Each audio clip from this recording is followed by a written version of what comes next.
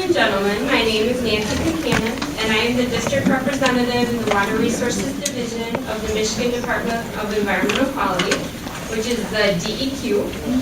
I will be serving as the hearings officer for this public hearing on DEQ file number 1261-0055-P. And with me tonight are other Water Resource Division staff that will be assisting me in the hearing. And that is Luis Saldivia, and he's the Grand Rapids District Water Resources Division Supervisor. And also Mike Worm, he's our Grand Rapids District Assistant District Supervisor. So those two are from our division with me tonight. To describe how this is going to work tonight, I will begin with some background information about why we are here tonight. I will then describe the purpose of the hearing and how your comments will be used.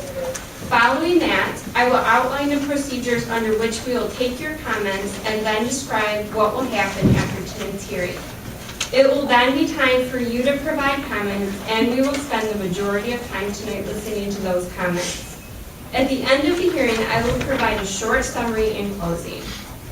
If time allows, after the end of the hearing, staff will be available to informally answer questions and discuss the project with you. And we will close that out. It will not be recorded. By way of background information, the Water Resources Division is responsible for administering a variety of programs that help protect inland lakes and streams, wetlands, floodplains, sand dunes, and the Great Lakes. These programs regulate certain activities such as dredging or filling a lake, stream, or wetland, constructing a dam, constructing a marina, placing shore protection or constructing docks, and building in a designated critical dune area, wetland, or floodplain. The law governing these responsibilities is the Natural Resources and Environmental Protection Act, 1994, Part 451, as amended. We are here tonight because Mulching has proposed the following. Application for permit 1261-0055-P under Part 301 Inland Lakes and Streams of the Natural Resources and Environmental Protection Act, 1994, Part 451, as amended. The applicant proposes to construct loading platforms in a ship basin off Muskegon Lake to facilitate safe commercial operations at 2400 Lakeshore Drive. A 40-foot long by 60-foot wide platform will be installed on each side of the ship basin dock. The platforms will be supported upland by steel sheet piling installed above the ordinary high water mark, and on 16 bearing piles installed in the ship basin. No dredging is proposed with this project. The project is located in Town 10 North, Range 17 West, Section 34, City of Muskegon, in Muskegon County. In order for a permit to be granted, the DEQ must find that the proposed activities described in the public notice meet certain criteria set forth by Part 301 Inland Lakes and Streams of Act 451. In general, we must consider the effect of the proposed project on the inland lake when reviewing an application for permit under the provisions of Part 301 Inland Lakes and Streams of Act 451. The DEQ is charged in making the following considerations. Section 30106 of Part 301 requires that 1. The department shall issue a permit if it finds that the structure or project will not adversely affect the public trust or riparian rights. 2. The department shall not grant a permit if the proposed project or structure will unlawfully impair or destroy any of the waters or other natural resources of the state. The purpose of tonight's hearing is to give anyone interested in the mulching proposal an opportunity to provide information that the DEQ can use in making a decision whether or not to issue a permit. Please recognize that the DEQ can only use the information you provide if it relates to the criteria that the DEQ must use in making a decision. Some of you may simply want to express your support or opposition to the project. We will be happy to make note of your position, but please understand that DEQ is by law not allowed to base their decision on whether or not there is widespread support or opposition of the project. In just a moment, I will outline the procedures we will use for taking your comments. But before I do so, I need to mention that the notice of the hearing was published in the Muskegon Chronicle on Wednesday, September 19, 2012. As you came in this evening, you were given the opportunity to fill out a public comment card. We request that everyone fill out a card and indicate if you wish to make a comment during the hearing. We will use these cards to maintain a record of people interested in the proposed project and to call upon those who would like to speak tonight. To ensure that the hearing is conducted in a fair manner, we will follow these steps. First, the applicant and/or his consultant, which tonight Phil Johnson is here to represent Mulching, will have an opportunity to describe the proposed project. Two, we will then call on those who have indicated on the public comment cards that they would like to speak in the general order in which the cards were received. When all the cards have been completed, I will ask if anyone else would like to make a statement. When your name is called, please come up to the microphone, face me. If you're not comfortable with that, face the crowd. We don't really care where you face. If you have written comments, please give them, just bring them up and hand them to me if you have written comments too. Please state your name and then any group or association that you may represent also would be important for us to take note of. Each person will be given 3 minutes to make their comments. I will indicate, or one of us will indicate when you have about 30 seconds left. Please begin wrapping up your comments and end in the allotted time. If need be, I will indicate when your time is ended. I ask that we all be courteous and respectful to one another tonight. Only one person should be speaking at a time. Please do not interrupt the speaker, and please also recognize that the DEQ staff is here tonight. Information and comments may be submitted to me, Nancy Buchanan, at DEQ, Water Resources Division, Grand Rapids District Office, 350 Ottawa Avenue Northwest, Grand Rapids, 49503, and I have a whole box of my cards, so don't forget that. Just come up and get a card on the big. Following the closing of the public comment period, the DEQ will make a decision to either issue a permit for the project as proposed, or with modifications, or send a letter of denial. You may find out what the decision is by checking the DEQ website at www.michigan.gov/DEQ. Click on permits, then scroll down to permit tracking, and click on the Coastal and Inland Lakes Water Permit Information System. Thank you for your attention. I will now ask the applicant to briefly. I'm a natural resource consultant, environmental planner. My role more is to the future. I was here earlier listening to all the comments, very good comments, and hopefully as we move forward, this site will become all that we hope it will be. For those who read comments in the newspaper yesterday, those largely I've made, and I certainly hope, and so does Mulching, that we are able to move in that direction. This evening's public hearing is, now it's... Maybe you should do that.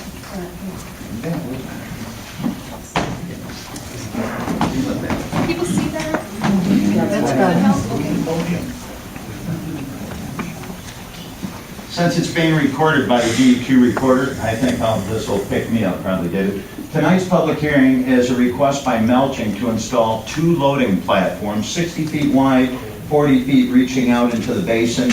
What you're seeing here on the site plan is the plan view of the existing ship basin where the 2 loading platforms would be placed. Here's a cross-sectional view of the existing profile of the bottom of the ship basin there. Here's a cross-section of how those are going to be constructed. The purpose of them is to facilitate just safe usage of this basin, whether it be for loading scrap metal onto barges or any other future uses that may be approved. No dredging is proposed. All materials that are used are non-polluting. The installation of the piles and the structure, no pollution is anticipated. Nancy gave a great description of the proposed activity that she read initially. I think with that, as far as the activities that are proposed in the basin, we could open it up to questions. or, I'm sorry, however the department wishes to handle the.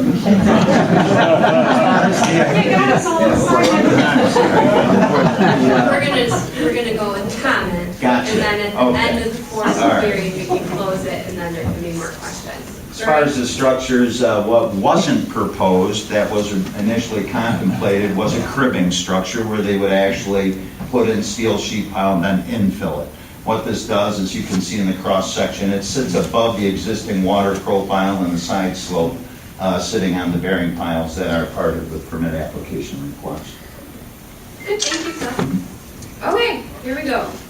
I am really sorry, I'm terrible with names, but I'm gonna try my best. The first person is Willie, is it German? Oh, yeah. Willie. Okay. Thank you. And asked the question when gentleman said he's looking to the future, and that's pretty much where I'm looking at. First of all, I want to say that I'm very concerned about the safety of our water and the citizens in this community. So I feel that safety is definitely first. But my question is, to the future, is there a master plan of what Melching is going to do with this property? And are there any potential prospects right now looking to invest in any of this property? Thank you.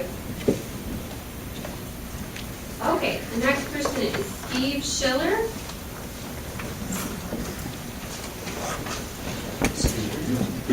You dropped it. I think he filled one out, handed it. Yes, good afternoon, or good evening.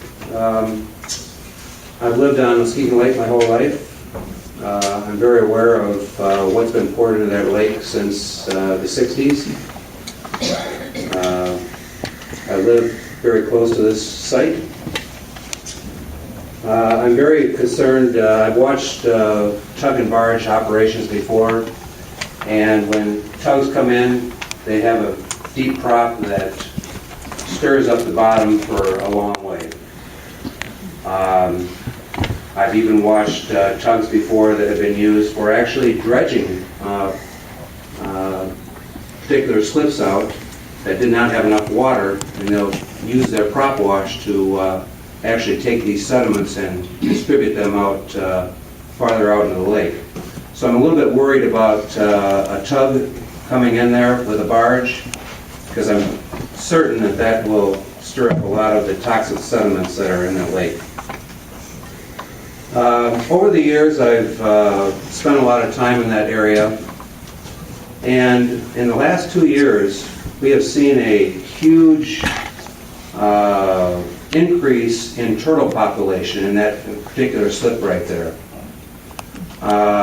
There had never been turtles in that area for many, many, many, many years. And in the last 2 years, believe it or not, we are starting to get a huge amount of turtles back into that basin right there. And I'm sure you know, as being part of the DEQ, that turtles are a lot of times a good factor to tell you if we have good water quality or not. And I think that this is a good sign that this is maybe coming back right now, and I fear that should this be allowed, that this would destroy the turtle population within that slip. I'm also worried about noise. I'm not sure if noise is part of a permit or not, but living approximately 1.5 miles away from the paper mill right now, or the melching site, and directly on the water actually acts as almost like a speaker, and the reflection of any noise and everything makes a huge amount of noise of just a short distance away. A lot of times I can be sitting at my house, people think that they're talking in their normal tone, and they actually are, 100 yards away from my house, and I can hear them just like they're talking right next to me. So any types of noise or anything that would be generated from that site during the off hours and everything, obviously would be a huge negative to me. Thank you for listening to my comments. Thank you. Okay, next one up is Robert Jennings. I'm going to turn my back to Mr. Alexander. I know he won't take it personally. That's true. My name is Robert Jennings, and first of all, thanks for coming, folks. I talked with Ms. Dixon there earlier. I wanted her to understand that we're very vocal, we're very concerned about our community, we're very frustrated, and a few of us are downright angry. The people that spoke about concerns have done that at the city commission, noise, particulates, whatnot. We do not trust our city commission. They have a record here of not being concerned. I am heartened tonight that one of our commissioners did come up and say he was concerned about water quality. We don't see that kind of action on our city commission agenda or the meetings. Okay. We've had a Standard Oil dock on the eastern end, and when those tankers came in, when they were done pumping, the hoses would come down and the water would just be flooded with oil. If these folks out here, like me, losing their hair and gray heads will think back of the greasy, slimy mess that lake was. And as the gentleman remarked earlier, the turtles are coming back. We're seeing all kinds of healthy signs here. Now, when ships come in, barges come in, and they're loaded and unloaded, who is going to make sure that that is not a polluting influence back in those waters? Anytime that you have that kind of traffic, you're going to have noise, you're going to have particulates in the air. If they're coming in and cutting up metal, getting it ready to load on barges, there's got to be a noise factor there. A lady who was here tonight complained to the commission about the noise from, she called it, shredder, and the mayor said, there's no shredder down there. Well, I don't care if you call it a shredder or a mix master or a butter churn. It is noisy, it affects the community in a negative way, and we need some assurance here that this is not going to be another one of those dirty, polluted messes that will set us back decades in the efforts to clean that lake up. Thank you very much.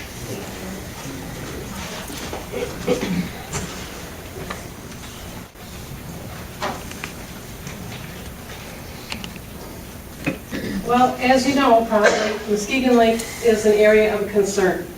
And, you know, it's well known that a significant amount of the sites that are areas of concern come directly because there was a paper mill on that site.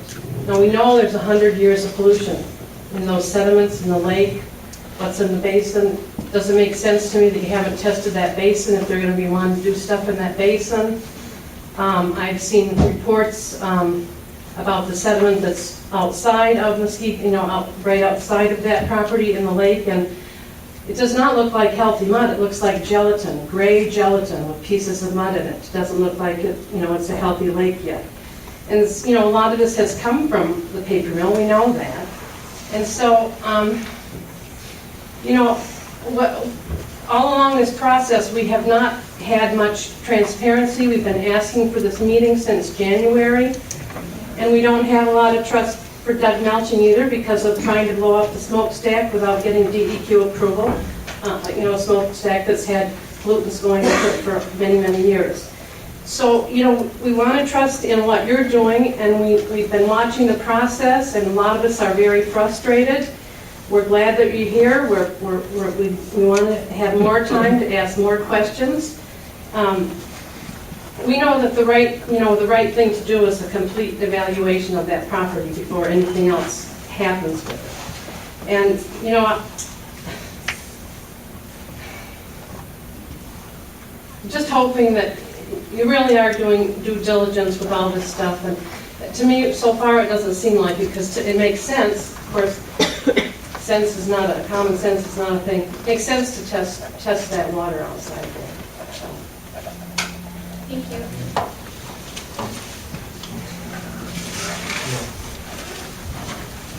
Leonard Sand.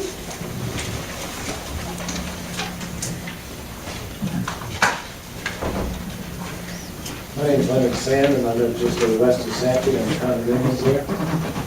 And some of the things, I've got questions about the permit itself. Under section 6, it says easements and other permits. It's checked no. And one of the things that's in there, is there a conservation easement or other easement or deed restrictions? So is there deed restrictions on that part of the parcel where this is going in? And next, under section 8, adjacent property owners, it says see the attached list for people who are notified. One of the things it says on here is Muskegon Country Club. Nobody at Balkans Cove was notified of any of this, other than just from what you picked up out of the paper. And the other thing is that one pile, it looks like it's out in the lake rather than inside the property line.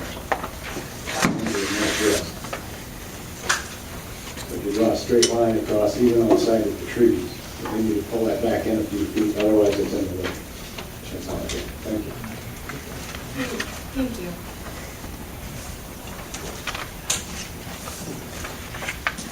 David Nye.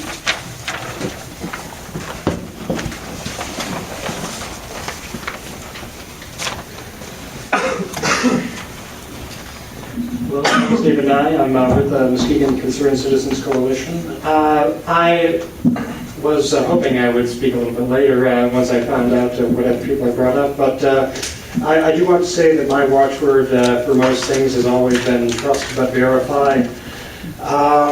The contamination that is currently in the lake and lake bottom, what numbers do we have on that? And it's been brought up that there has been some testing done, but it hasn't been published as far as I'm aware. Now, just common sense once again says that 100 years worth of pollution on that lake bottom is going to create an issue if you're going to have, once again, prop wash, as one fellow brought up. Furthermore, I have heard from local property owners on the lake that there are some areas of that lake that rather unusually do not seem to freeze over in the winter near the shoreline of Mr. Melching's property.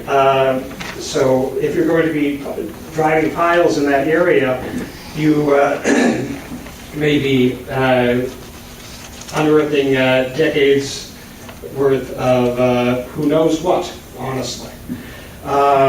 So I suppose I will leave it at that, except to say, as far as the testing procedures that I've seen outlined so far for the property in general, there seems to be an issue of the ability of the Savvy Corporation to determine what gets tested and what does not.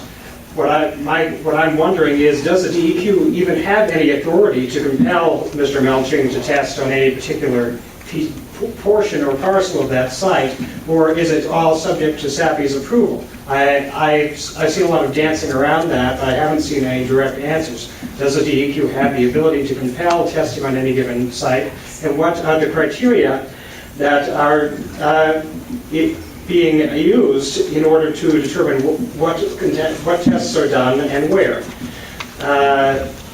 Honestly, I have seen a lot from Mr. Melching that I would like to bring up that his interests are that nothing be found. There was some talk earlier about what is in Melching's interests. What is in Melching's interest, considering that he has accepted full responsibility for all the contamination on that property by purchasing it without conducting a baseline environmental assessment. He has legally assumed responsibility for any contamination that may be found. Therefore, it is in his business interests that no contamination be found by whatever means necessary. Now, I'm not accusing him of falsifying anything. But I'm saying that there has to be stringent oversight of any testing that is done in order to, as many investors in small junior precious metal mining companies have found out to their chagrin, it is an easy matter to falsify geological data. geological testing. And it requires a large amount of knowledge and a large amount of attention to detect any such deception. One thing that was surprising to me tonight in the earlier discussion was that really no testing of the sediment area really has been done, when probably everyone in the room recognizes there has been pollution in that area. And when we are driving pilings into that location, that's certainly going to disturb the sediment, and there's certainly going to be some distribution of the pollutants in that area into the lake and into the soil. Appropriately so, wells have been driven more into the demolition area of the structures, but I am very surprised that the DEQ has not really examined that area to be able to monitor it and determine any spiking that might be caused by the construction of these pilings. Although this isn't for the DEQ, it's more for the vision of community of Muskegon. We have a very valuable asset here in Muskegon Lake. I grew up in Grand Rapids, I lived in Grand Haven for 10 years, and in Lansing, and I think Muskegon has a unique opportunity to build upon this lake an area that's going to attract people to the community, rather than building a dock which is going to maybe possibly be a place where it's going to be a rendering location for scrap metal, especially if it's being brought in from other sites other than what's located here. That certainly is not a vision, I think, that we want for Muskegon. I know the area in Holland, as I have friends in Holland, of the rendering plant there. That is not perceived very favorably in that area, but that's been there a long time. I just think we have an opportunity at this point to really have a vision for Muskegon that's going to really build towards the future, that people are going to be wanting to move to Muskegon rather than away. Thank you for the opportunity. Richard Wayne? Wayne? Okay. How are you? We have here, probably in a lifetime, an opportunity to stop this and create what was existing. The lake was coming back to its normals, and we were very, very pleased with the success. And out comes this, I just cannot believe we're to this point of failure to stop or deter this type of progress. I really do. I'm just shocked that it's there. I'm confused on one thing. Are they going to build this dock strictly for what's on the property now, or are they going to accept scrap material? Anybody know? The latter. Just remember, we can't answer questions during this period. Oh, sorry. Yeah, we'll try and answer your questions after. I'm going to assume that they are going to invest in a scrapyard. I think that's the common thing that's being talked about now. And common scrapyards are going to require to have settling ponds or cleansing ponds, whatever they call them. And if you ever want to smell anything that smells bad, smell a cleansing pond. It will make Sappy South look like a rose garden. It's just that bad. And we'll turn it right across the water. Those basically my two things. Is I'm very concerned about the settling the building of settling ponds and going at full. There is no way that this can be monitored all the time. And, thank you for your time.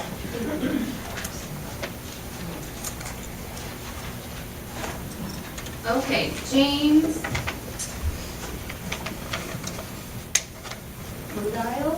Rudio? You're close.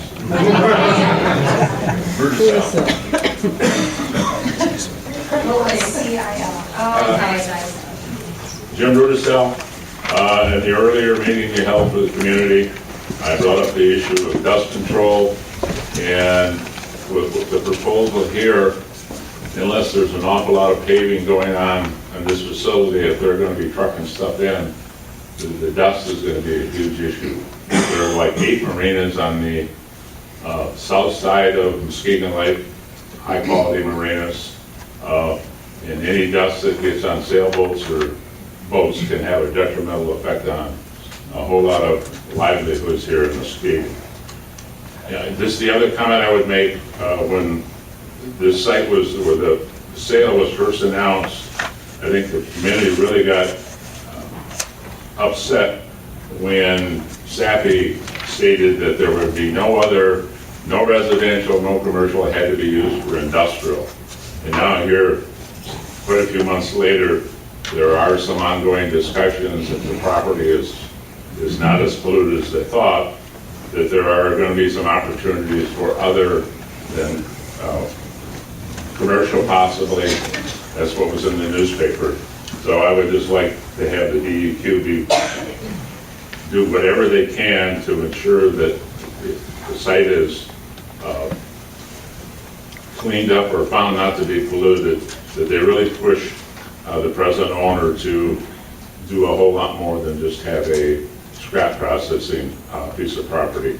It has this piece of property will impact everybody in Muskegon, my grandchildren, my children, and their children for many, many years. So this is a big decision, and we hope you take all that in consideration. Thank you. Thank you. Cynthia Price.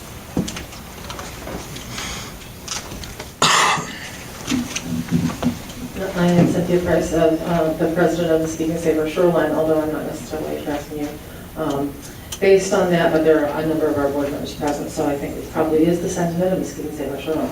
However, I am not going to take very much time because people have already said that the thing that is of utmost concern to me in terms of the permit, which is that the methodology, I'm hoping that the DEQ makes sure that the methodology is not going to disrupt.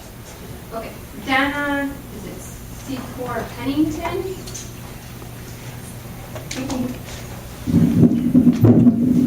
And thank you for the opportunity to provide some testimony this evening on an issue that is so important to the future of my community.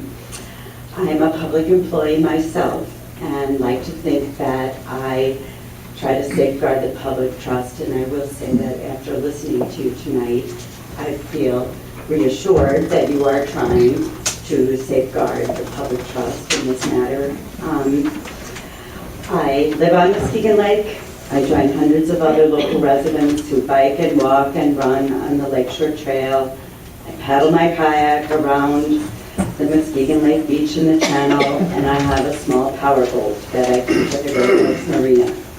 I've listened to sailors tell me that Muskegon Lake is one of the best sailing lakes in the Midwest. Some say even in North America. You may have seen that Yachting Magazine just selected us as the 23rd best yachting town in the United States, even ahead of Newport, Rhode Island. I have watched the federal government pour millions and millions of dollars into cleaning up and restoring Muskegon Lake.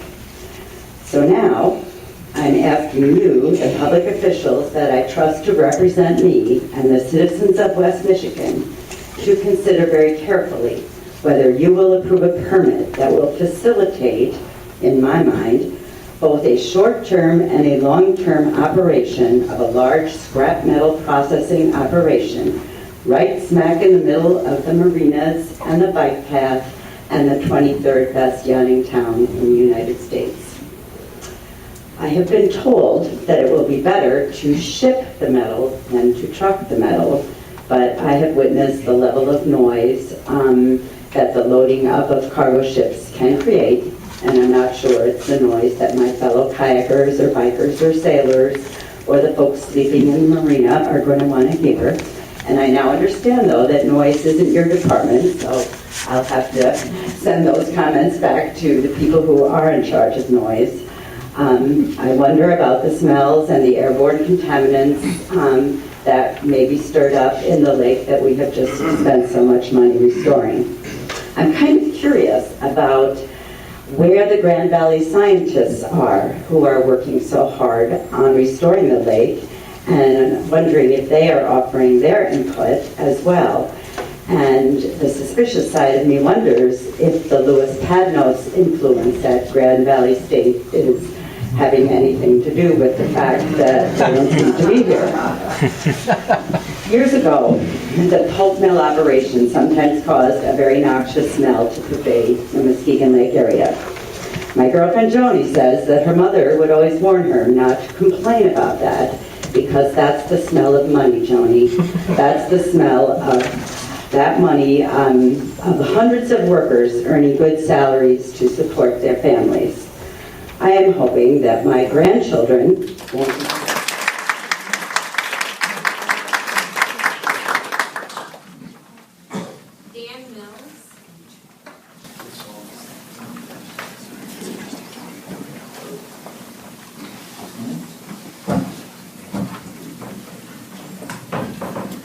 Hi, thanks. Name's Dan Mills, line 445. I'm going to keep it to just one issue here. And even though there's a lot of things I'd like to talk about, but this one issue has to do with, man, I'm going to end up drawing an analogy too. And there's going to be just a little bit of time where you're going to wonder, why is he talking about L.A. when you're in here in Muskegon? But when O.J. Simpson got let off, I understand that the reason for that really was that the L.A. Police Department was caught in a lie. And that in the court of law, where standards are pretty high, if somebody's caught lying, they throw out all the testimony. They don't let them participate anymore at all. Okay, now, video speaks a lot louder than talking, and my points that I'm going to make. And so I'm going to send each of you 2 links to 2 videos early on at the beginning of this year. And I don't want to use the word lie, but Melching and his cronies were caught lying repeatedly over and over and over again. And you don't have to take my word for it, you can look at the video. When that smokestack was coming down, 3 days hence, everything was clean. All the permits were on order. When the smokestack was not taken down, because some of my friends made calls to the responsible agencies, the story was, well, Melching found some contaminants, and so stopped the show. Another lie. Melching came in here and presented the demo crew bringing the smokestack down. Never had an accident, they're nothing professional. So you get on the internet and you see the smokestack coming down the wrong way, wires being ripped off the poles and hitting their own little kids. Lie after lie after lie. The Sappy plant is not on a floodplain. This is in a video at Bunker School. So the 2 videos, one over right here with our city attorney, our city officials present in chorus, like in the background chorus, of yay, Melching. And then the other one is at Bunker School when he meets the public with his big plan, with this site development. Now Melching doesn't show up anymore, and it's because, as Mr. Trimquist says, because we gave him such a rough time. But what happened was he got caught in so many lies, he doesn't want to come around anymore. And I don't know how it is that you can let him have any participation in testing this site at all when he is such a liar. Thank you. Roger Nye.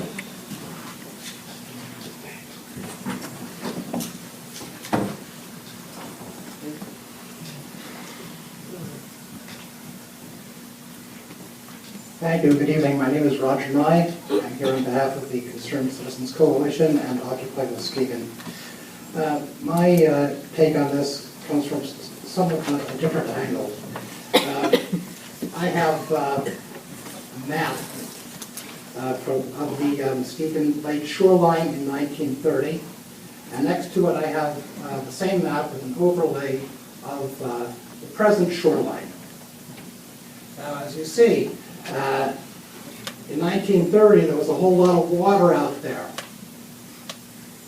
Today, there's a whole lot of land where that water was. I'd like to show this to the audience, please.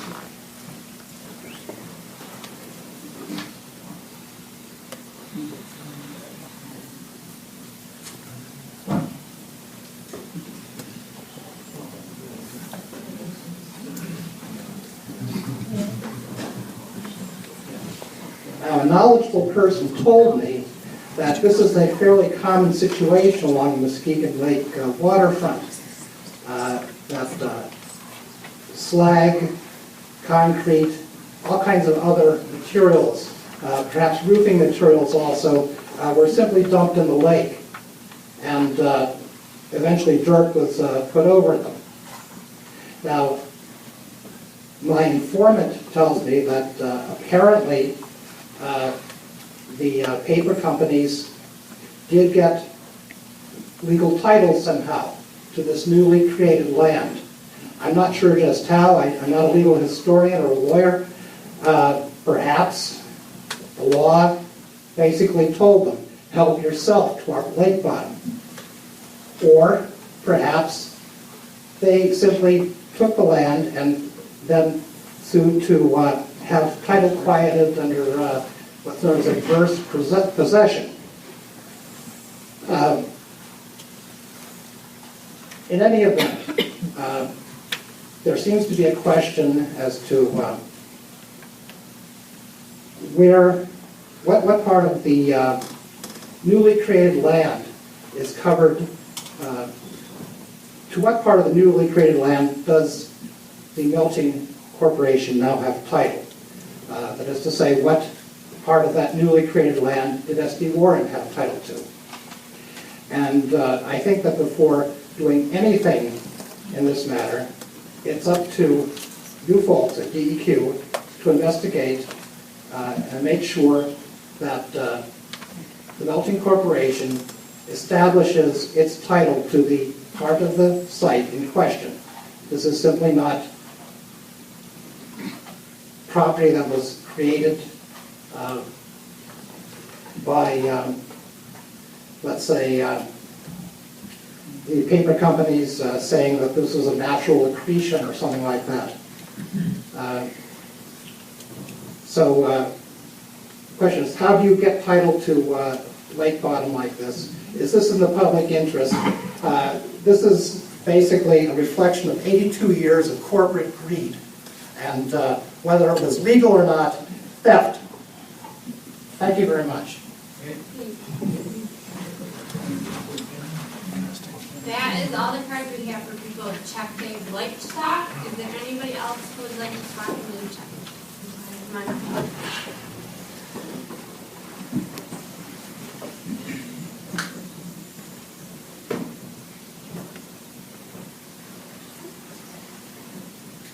Great. Started writing what I was going to say. Okay. Hi, I'm Marcia Alexson. I live in Bluffton. I've been very interested in this whole process. I have to agree with this gentleman back here that I think we all started out being quite trusting of Mr. Melton, or at least I did. I thought, somebody's got to tear down that bunch of junk there, and that's going to make a big mess when they do that.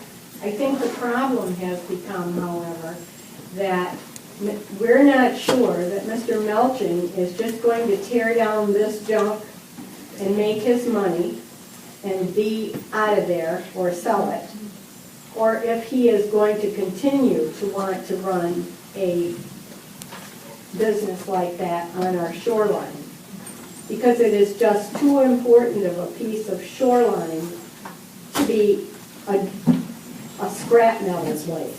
It really is. Hold on one second. We got to switch the tape over. We want to record you, so hold on 1 second. Oh, good. We're kind of old school here. All right.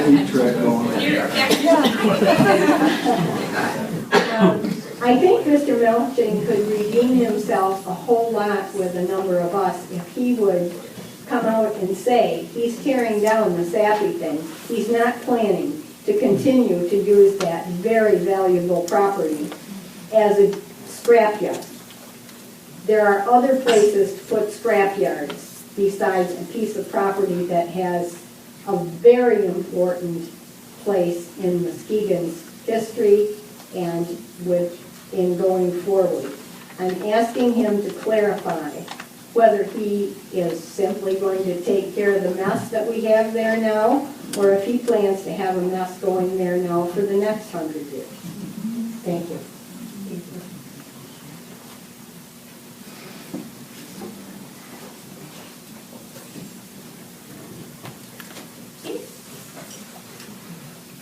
My name is Robert Titus, and I own a slip in Harbortown.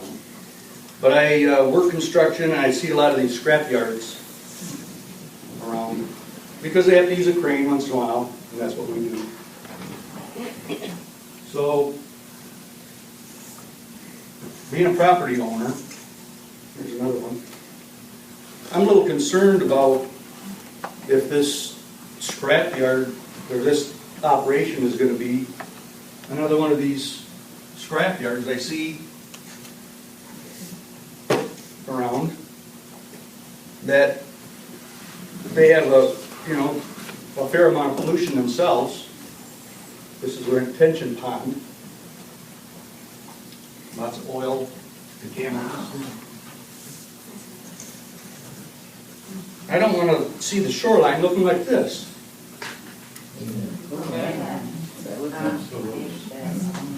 I know this board is just, looking at facts and figures.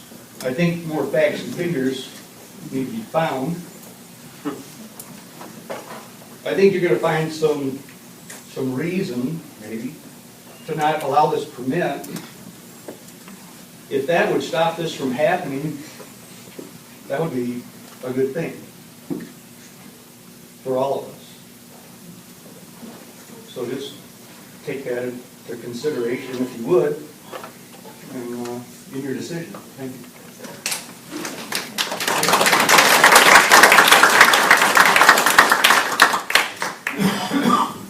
Is there anybody else who would like to talk?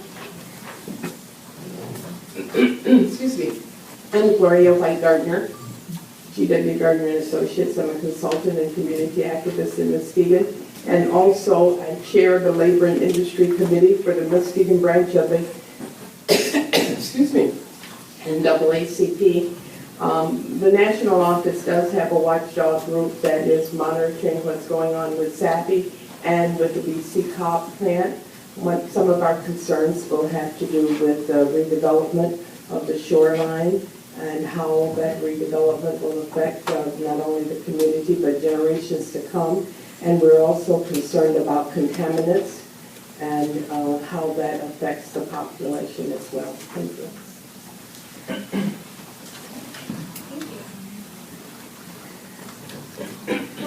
Hi, my name is Karen Bednarik, and I'm very concerned about this permit. And I know that you have very narrow parameters on which you have to operate, but the Inland Lakes and Streams Act does say that you have to consider the public trust, riparian rights, which a lot of people have spoken to tonight, living on the shoreline or in the area, and also further pollution of the lake and the surrounding area. So it would seem to me premature to allow this operation by way of the dockage to start. And the word on the street is that Mulching is pursuing other contracts for demolition, and he's proposing using this site as a staging area for disposing of it through the marine transport. And some people have said, well, you don't want all of that junk that's on SAPI to go down Lakeshore Drive, but obviously if you're demolishing a building off-site, you're going to have to bring the junk from that site on site, which would be transport probably by trucks. And there are railroad ties, so there are ways of transporting by train. There is also a question whether the zoning as it is now allows for marine transport, because the slip had been used for coal coming onto the site, and since it's an I-2, in our zoning law, it only says that you can have you shall have certain kind of operations, marine transport not being one of them. And we asked the City Commission and the Planning Commission to clarify that, and we haven't received an answer yet, so that might be part of a decision in terms of the zoning as well as the public vote. So I just would hope that you would deny this permit and characterize the pollution both in the sediments and on the soil on the site before taking any further action. Thank you. Just have a card. Karen. Sorry. Thank you so much.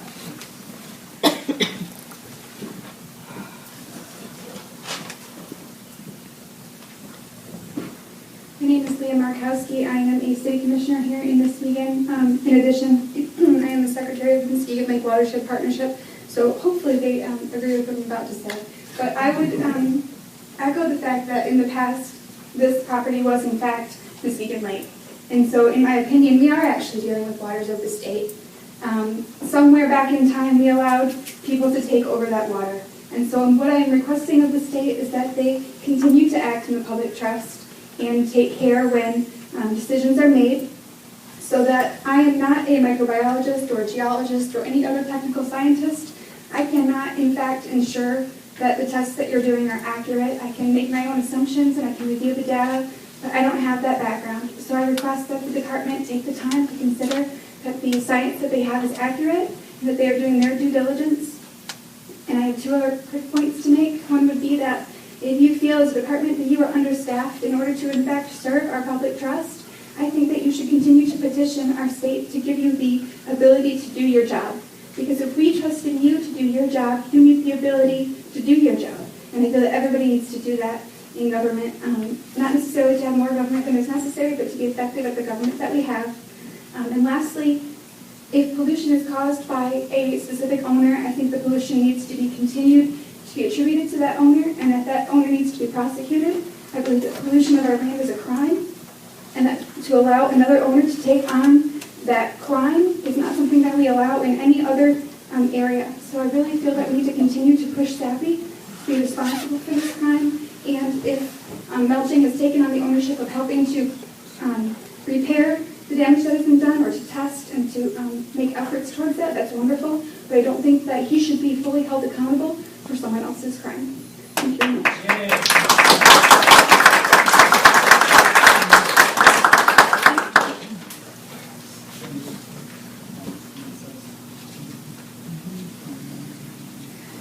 Anybody else? All right. Thank you for your comments and cooperation. We appreciate your interest in the proposed project and that you took the time to be here tonight.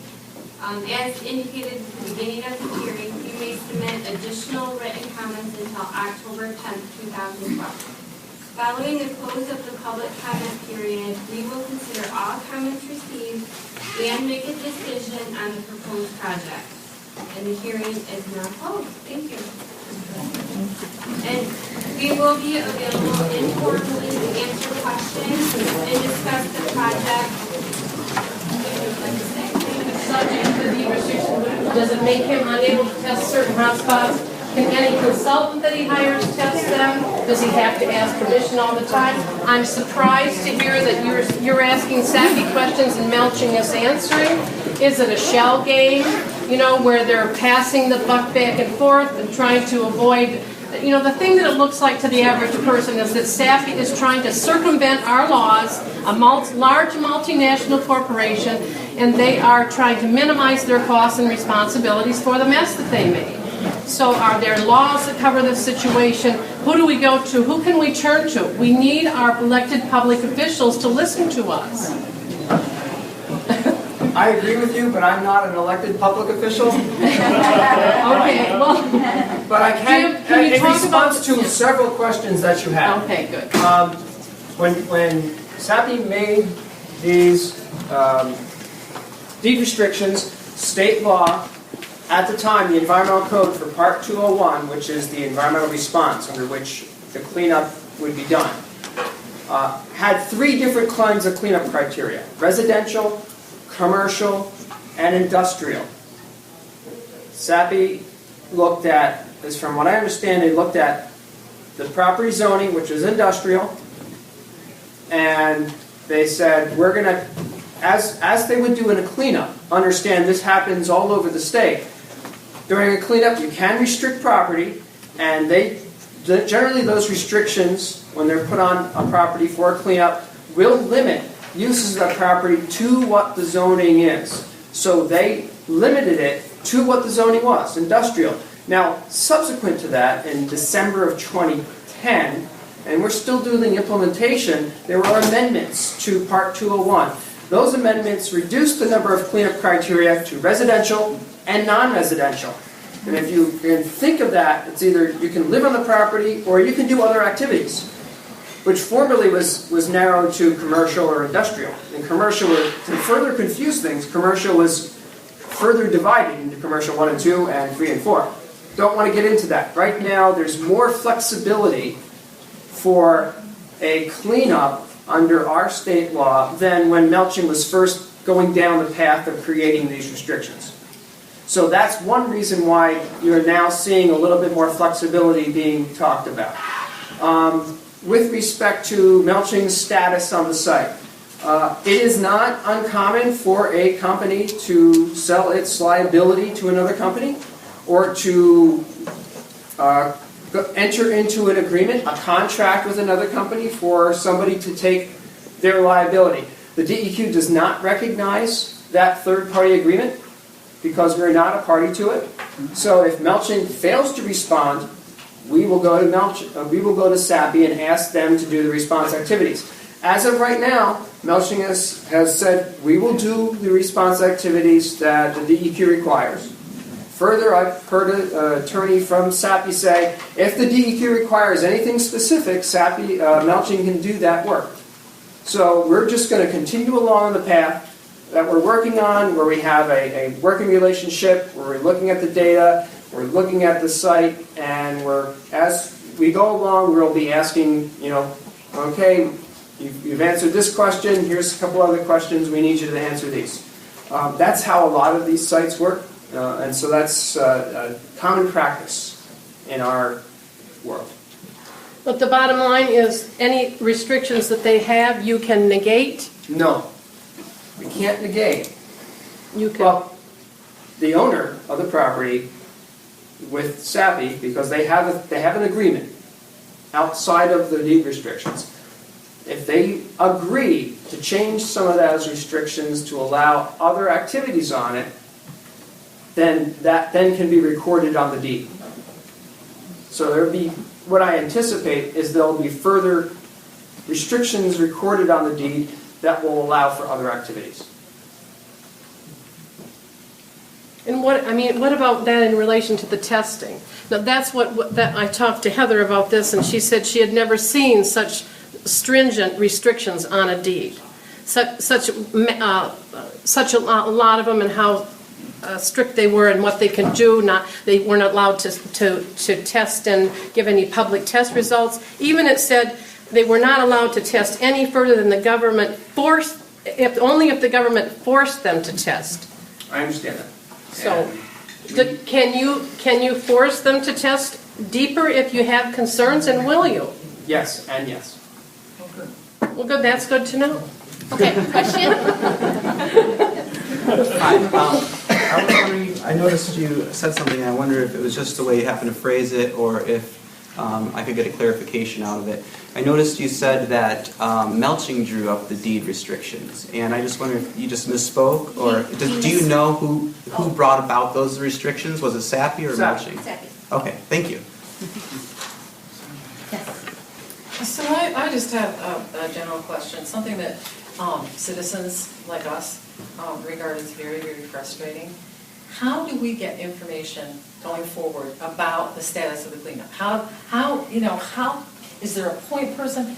It's so frustrating to people to have these concerns and, to genuinely sense that the DEQ is doing something, but not to be able to get the specifics of that. Well, you can use me as a contact if you'd like, if it's a multimedia kind of issue. These people deal with specific programs, so if it's a water question, you could ask Luis or Nancy or Jenny on air quality issues. But if you want a conduit, I could assist in that. We've also, and I asked Ann earlier, Ann Couture, before she left, with other sites we have set up web pages and posted information. And I thought that would be great to do here, but she said the department's currently developing a policy about that. So she said we'll have to wait and see. But that would be a great solution that I think could help you very much get all the latest and greatest information. So we'll continue to work on maybe trying to do that, but And you it can won't be tomorrow, You unfortunately. can always call us, but sometimes it's not, like, you can ask Heather questions. If you have a specific question, she can probably answer.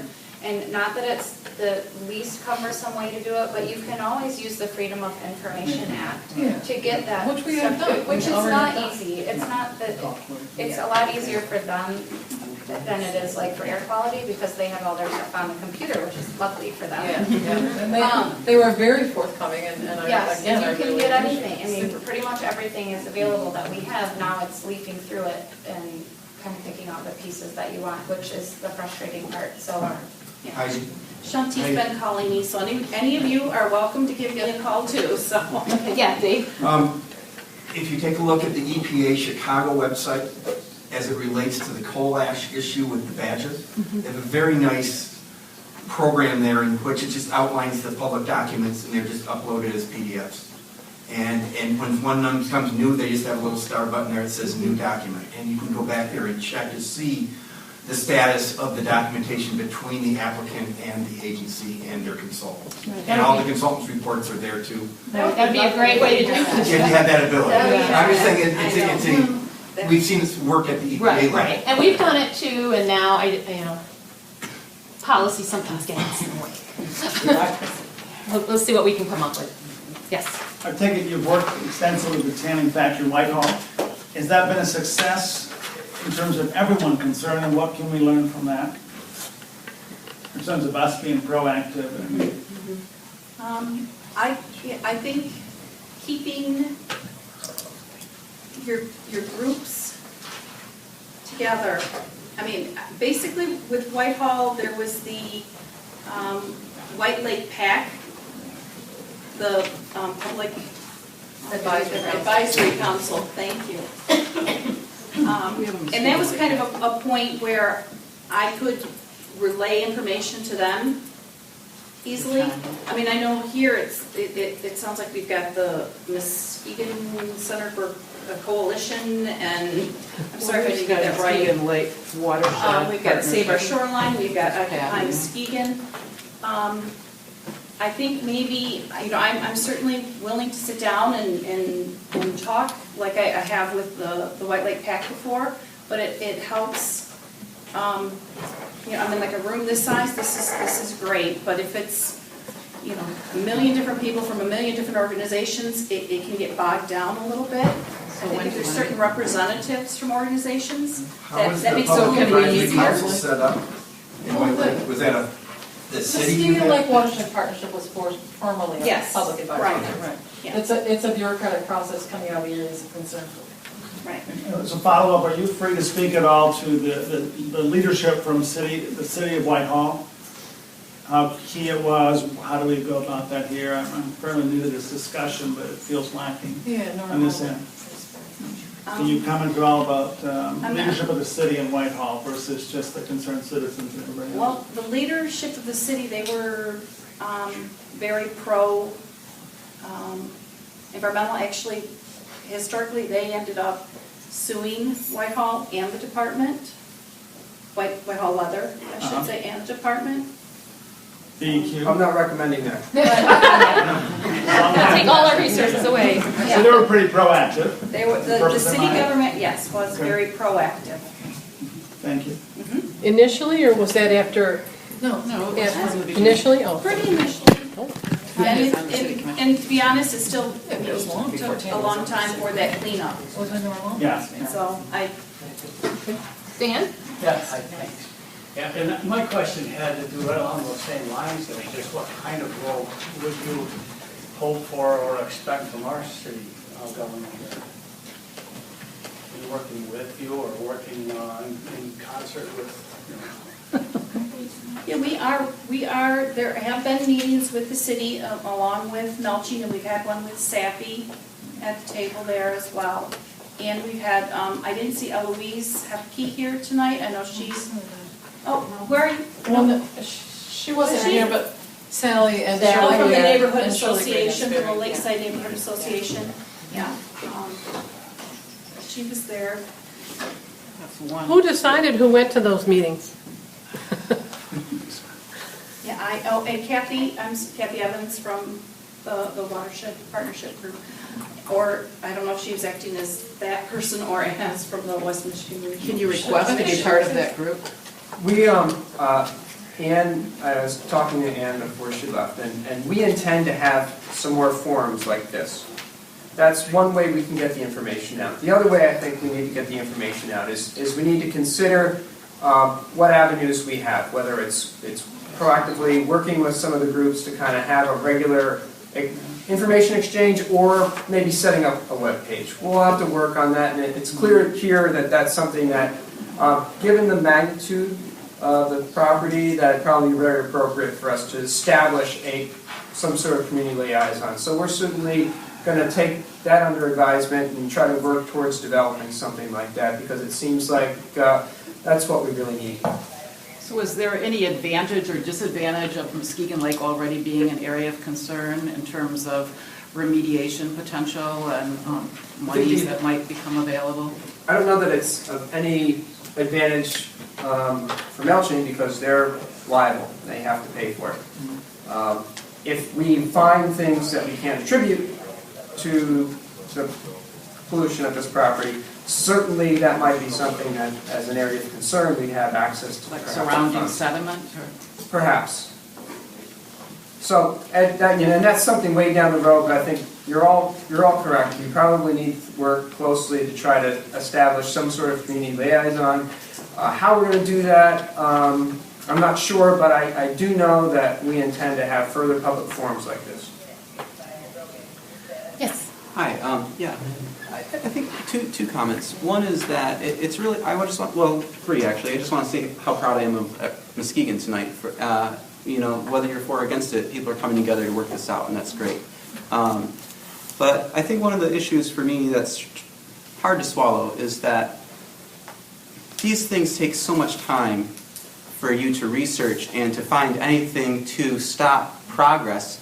Meanwhile, when we all know in our guts that these actions are, the place is polluted and these actions are going to further pollute it.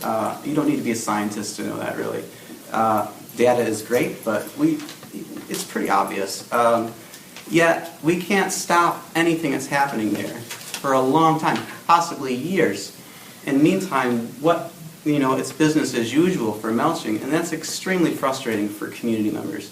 And then my question is, what's to stop that company from simply leaving, because we said that the contaminants are largely coming from where the buildings were. Well, what's to stop them from just leaving those places up so we don't get to check there? Or dumping scrap materials over the hot spots so we don't get to test those places, thereby sidestepping potential fallout from that information. There's lots of ways around this, and the community is just concerned because there's been so little information. If there was nothing wrong, I don't see why Melching Inc. wouldn't be whistling all day long how great the place is and come and take a look, and anyone's welcome. Well, that's not happening, so it doesn't take a genius to figure out why either.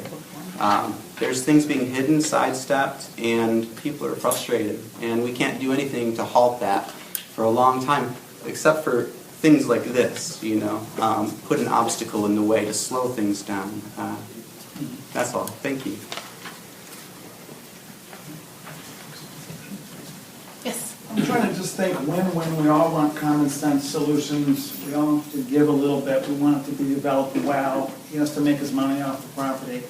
Does the department, and lacking some leadership, it feels like some overall planning leadership, where you're in the position of what's reacting, does your department have the statutory authority to request sampling from all the areas for all the pollutants, thinking that it could be used for any purpose? Do you have that authority if we had leadership requesting that and insisting on that?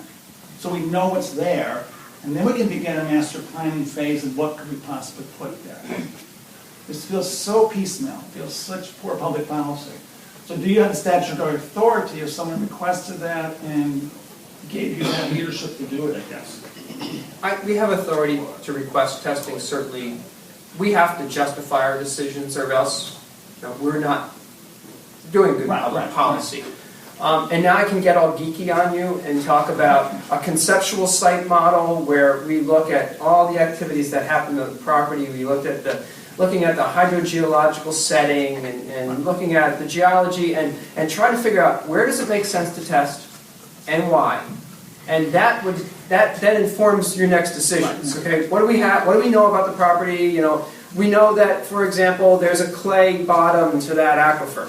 We know that the clay bottom actually tilts from the east to the west. So where you might think, oh, the contaminant might just go right out to the lake. Well, actually, it's going to go a little bit to the west first. If this is sinker. Those are the kinds of things that me and my team are working on right now. Thinking about what's the hydrogeologic setting, where does it make sense to test, and when we get a site conceptual model worked out, then we can go and sit down with Melching and say, okay, here's what we know about the property, here's what we don't know, and how do we go about getting that? And that's the discussions that we're going to continue to have, and that's what's really going to move things forward, is those discussions about the setting of the property and what's gone on before. And you have to know what direction. You can't test for everything. We can't test for everything. But it'd be nice if it's just not restricted to an industrial site only. It feels like it's being restricted in such ways when you're reacting to these requests when we really need a broader picture.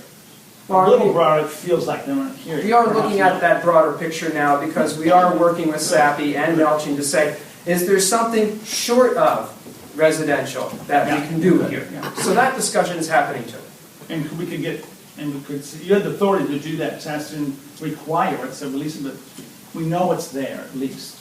Then we can, in a common sense, go forward and see what we can do. Right, I want to caution you, this is all going to take a lot of time. Yeah. But like 17 years, we hope it's not that long. Heather was saying, I mean, like, what would be a reasonable expectation in terms of a timeline?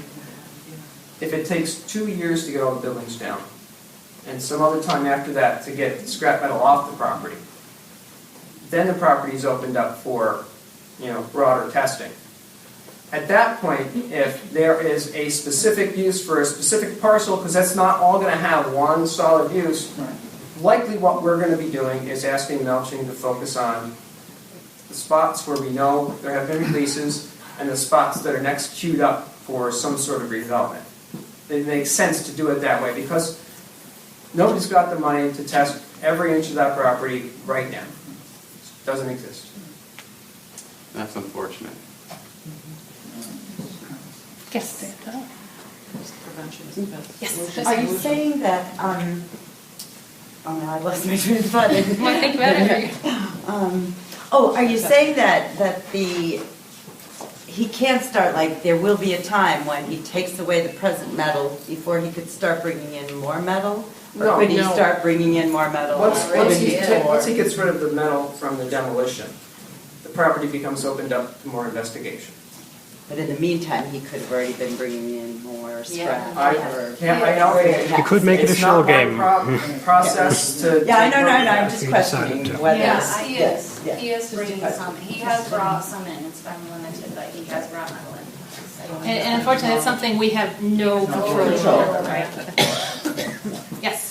Yes, I hope that you consider the habitat around that area when looking at the permit.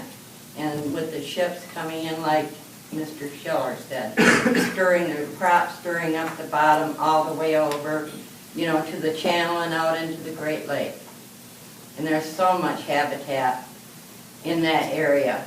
My daughter lives in the middle of the woods out Norton Shores, and I see so much more life, animals and birds, everything that she doesn't see out there. And I just hope that you consider the habitat that lives down there, that's trying to live down there. And slowly coming back, just like Rudderman Creek. What would be information that would make you consider denying a permit such as is requested? What would be instances that would, information that would help make that decision? Or, of a similar kind of request? not saying this one specifically, but of a similar request, what kinds of things contribute to a denial decision? What do you consider when you look at the permit application? They can't answer that. Yeah. They can't answer that. In general, I'm asking. Maybe you can say, talk to what they do look at. Right. And Nancy? Well, we gave you a pretty good list on the Q&A that we put together, page 2. It's, you have to look at what's in the statute and in the rules that we administer. So we don't make it along as we go. So we have to really be truth to, and this is just a glimpse of, particularly under the Inlets and Streams Act, which is the subject of this application. So if you go down the list, if the department, the way it works is this, and under 1, page 2, this is how the statute reads. The department shall issue a permit, so it's an affirmative decision. Unless, so it's a high bar to go from a project that frankly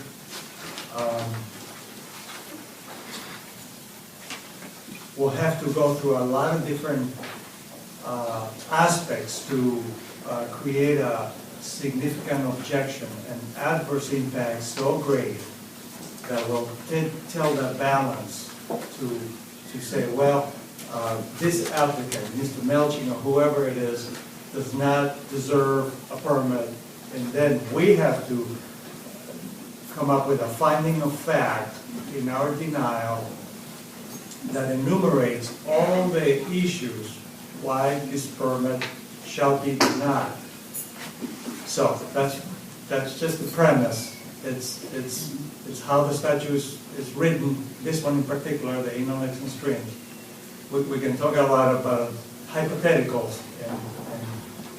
But it says, if the proposed project or structure will unlawfully impair or destroy any of the waters or other natural resources of the state, and I assume that's Muskegon Lake bottom, and we already admitted we don't have that information as far as the contaminated sediment or the soil contamination, so how can we know that it won't unlawfully impair or destroy the waters or further pollute the water? Keep in mind, part of what Nancy and to some degree I will be doing 10 days after, and then within the next 60 days or so, is to listen to all the comments we received tonight, go through the statutory review criteria. We may have to ask some questions of the applicant that we don't have an answer after tonight to clarify some issues. Maybe, if not so much as to the project itself, but the how-to part. Will they be able to do something to minimize, protect, avoid releasing sediment while they're doing construction, for example? I'm just using that as an example.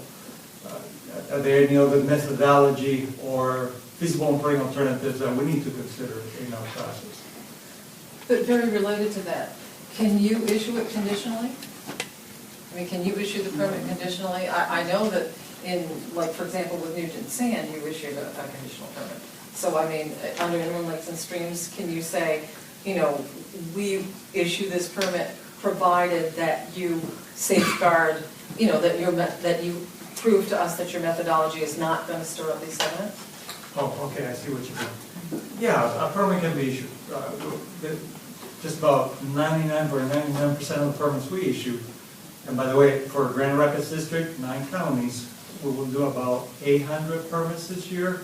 Applications come in, we'll review them, docks, dredging, you name it. We cover a lot of territory, so 99% of the permits that are issued have conditions in them. you shall do the project in the following fashion. And so to safeguard, to protect, to minimize, to avoid impacting resources receiving water. And then where does that intersect with the U.S. Army Corps? I mean, how do you delineate who gets what? Okay, good question. Muskegon Lake is what we call a Section 10 waters. It's a navigable body of water. And so there's dual jurisdiction. Melching is required to get a permit from the DEQ, and that's why we're here tonight. And Melching will be required to obtain authorization from the Corps of Engineers as well. The Corps of Engineers has, and also we do, have a number of nationwide categories for relatively small projects. We call them minor permits category projects. I could not answer, Cynthia, if this one in particular will fit one of those categories under the nationwide list, or we'll have to consider it to be a single project in which the Corps will have to issue public notice. Yeah, sort of blanket things. Right. Question? A question. What do you do to safeguard and protect the people that live the other side of the street from Sanpete? What, do you do any testing there? People have houses there, live there for years. And, you know, they're not part of this. So I own a house there. I own a house 150 feet from there, and my granddaughter lives there. What are you doing to safeguard my granddaughter? So are you thinking in terms of groundwater? Well, groundwater samples. I can understand where maybe you don't want to do a whole 110-acre site, and you've got an owner of that site that isn't really specifying where he wants you to check. But what about the rest of the neighbors? You know, and I'm thinking Sappy. That's Sappy's responsibility. You know, they left there. They possibly polluted the water. As an owner, I want to know what's in that water. Should I keep that house? Should I get my granddaughter out of there? You know, what are you doing to help me out? Yeah, your granddaughter's probably on, I mean, I'm assuming that you're drinking city water, paying the city bill. Yep, we're city water. Okay, so there should be no contact with the groundwater. Also, if you're on that side of, if you're on the, let me get my directions here. South side up with the south smokestack. side of Lake Lined Shore? up right with the smokestack, 150 feet away from the smokestack. North of It goes up the hill. Yeah, South right, of the- because there's the bluff up above and then it comes down, right. The groundwater would be flowing out to the lake, it wouldn't be flowing in underneath. What's in the dirt with all the stuff that's spewed out of that chimney over the years? You know, I think you also, you don't just have a 102-acre site. I think you at least have a spot test. Go over to my house. Perfect, I'll pay for it. You go over and do the test and send me the report back, I'll pay for it. Well, I need to. You know, there's a lot of neighbors around doing the same thing, and I think you're focusing on that 102-acre site, and you're ignoring the water. What about the walleyes I catch right out in front of Sappy out there? You know, what condition are they in? I don't know what the hell they got. I'm serious. And I'm retired, that's all I do is fish. Well, the DNR does take care of that part of it and puts out warnings for fish. But if there's toxins that are leaking into that lake that are getting into the fish, lead levels, PCBs, mercury, all that stuff, and it's coming from that site, I think you guys owe it to me to check the water line on the end there. I think you owe it to the neighbors on the other side And of the that's what street. they are doing that. The remediation division is doing that. They are requiring the testing along the lake shore. Yeah, to but see when what's is secret. that going to occur? Because to me, that's a prime thing. You know what? That has happened, right? Yes, there That's are that's some happened. monitoring wells along what I said earlier, this is the groundwater surface water interface. And that's, you know, as close to the lake as you can get, but still put a well in. And at that point, the information that I've seen from May and a July report shows that there isn't any mercury. Okay. There isn't, it's showing very little. It's What showing a little bit of about sodium, a sampling little the other bit. side of Lake Shore? On the other side of the, He's talking about the other side of the street. Other side of the street. They do have wells that they've been sampling that are inland a little bit more also, and those aren't showing anything either. Is But I'm thinking I more do along have the a new lines of report the that I have to soil review, and- so yeah, I do have a new report that I do have to review that just came in, as I said last. Is there a place that he could take his fish to see if there was anything I mean, if he has toxic in the concerns, he could fish? contact the DNR because they do test the fish for toxins. So if you have questions, do Oh, that's contact your good. DNR rep in the Muskegon area. Does the DNR have any effect on your finding? You do check with the DNR, yes. They do take comment, ask for feedback from the DNR on those permits. And you work together? Yes. Yep. Any other questions? Yes. Yes, you, I'm sorry.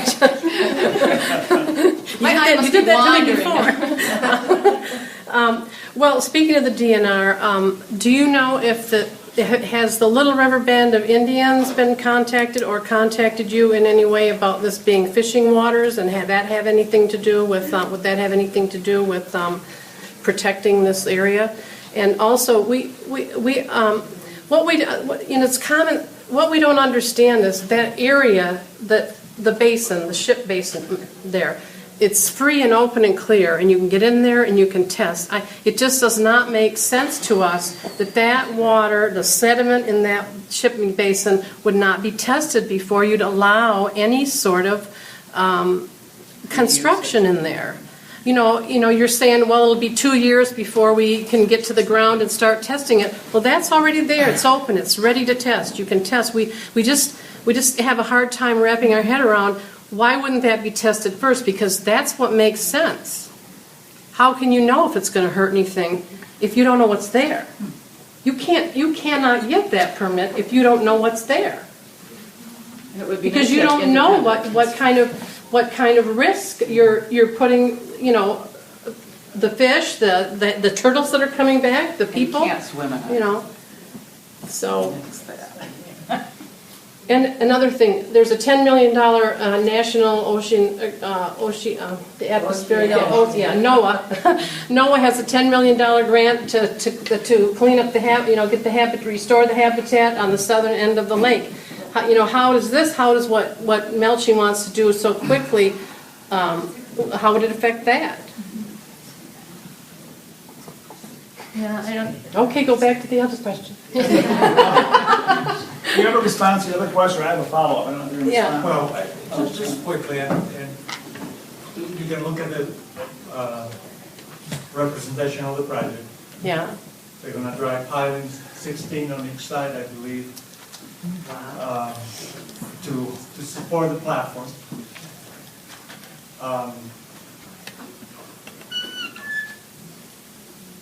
There's not a requirement for driving pilings to do any type of testing.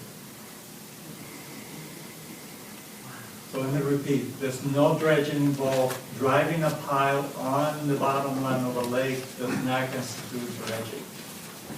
Well, it's going to fluff up that sediment. Let me finish. Okay. The testing requirement kicks in under the scheme that we work with.